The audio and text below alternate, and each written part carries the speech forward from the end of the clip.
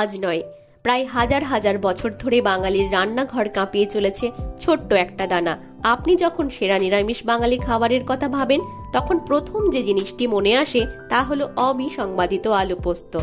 বাংলার হেসেলের অন্যতম দামি উপকরণ এই ছোট্ট তৈল বীজটিকে টেক্কা দিতে পারার মতো কিছুই বোধহয় এতদিনেও সামনের সারিতে উঠে এলো না। সে একা, অদ্বিতীয়ম। সে বাংলা তথা ভারতীয় রন্ধনশৈলীর মহামূল্যবান উপকরণ। যদিও ইতিহাস বইয়ের পাতায় পোস্তর সঠিক মূল্যায়ন পাওয়া যায় না। শোনা যায় খ্রিস্টপূর্ব 1550 সালে অর্থাৎ ব্রোঞ্জ যুগে মিনোয়ান সভ্যতায় পোস্তদানার চাষ প্রচলিত ছিল। আফিম, দুধ, মধু ইত্যাদি খাদ্যবস্তুর সঙ্গে মিশিয়ে এবং সেই মিশ্রণ খাইয়ে বাচ্চাদের শান্ত করা হতো।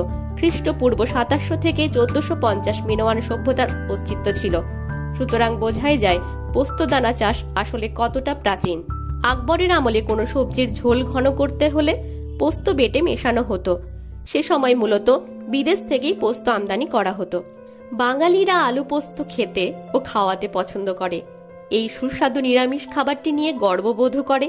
কিন্তু কখনো কি ভেবে দেখেছেন যে বাঙালি খাবারের সঙ্গে কিভাবে পোস্ত ও আলু পোস্ত জড়িয়ে গেল?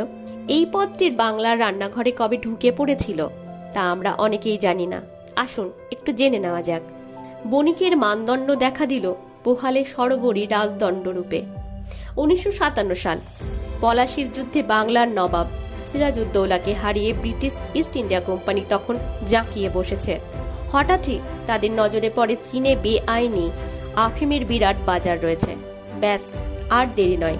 উত্তর ও পূর্ব ভারতের বিস্তীর্ণ অংশ জুড়ে শুরু হলো আফিম চাষ। গায়ের জোরে কৃষকদের আফিম চাষে বাধ্য করে ব্রিটিশ ইস্ট ইন্ডিয়া কোম্পানি। সেই আফিম থেকে তৈরি নেশার বস্তু কাঠের বাক্সে ভরে চালান হতে থাকে চীনে।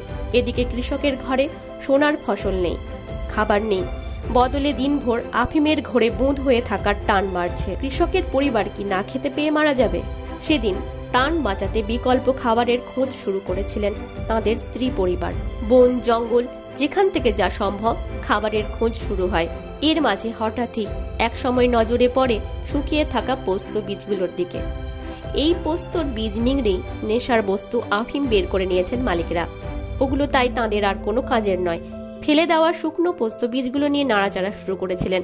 ফসলের অভাবে ধুঁকতে থাকা কৃষকের পরিজনেরা ভাগ্যিস করেছিলেন, না হলে জানাই যেত না যে এই বীজ থেঁতো করে এমন সুন্দর বাদামের গন্ধওয়ালা পেস্ট তৈরি হতে পারে।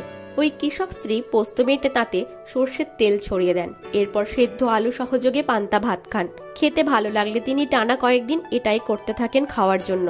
সঙ্গে আরো পরীক্ষা নিরীক্ষা করতে থাকেন পোস্ত নিয়ে।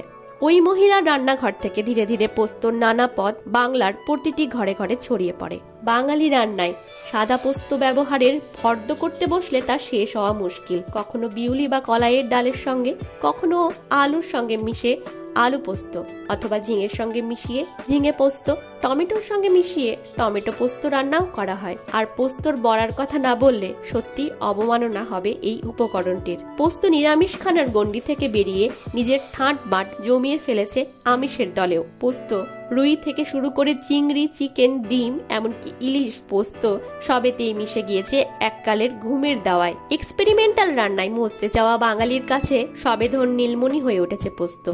যদিও আম বাঙালির ঘরে এখন পোস্ত বিলাসিতারই ডাকনাম। তবে আজ যে পোস্ত নিয়ে এত রসনা বিলাস, তার সঙ্গে জড়িয়ে রয়েছে ঔপনিবেশিক ভারতে কৃষিজীবীদের দুর্গতি, অদম্য মানসিকতা ও বেঁচে থাকার এক দুরন্ত ইতিহাস। সঙ্গে থাকার জন্য অনেক ধন্যবাদ। সম্পাদনায় আর কে আর কণ্ঠে মন্দিরা।